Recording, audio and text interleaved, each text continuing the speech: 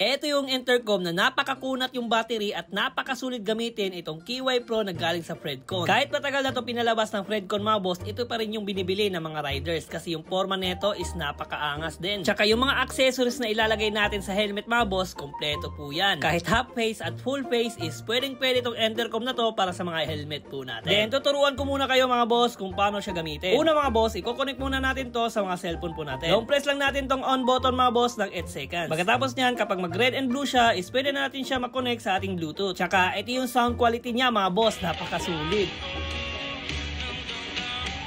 Then, kapag sa helmet mga boss, ganito naman.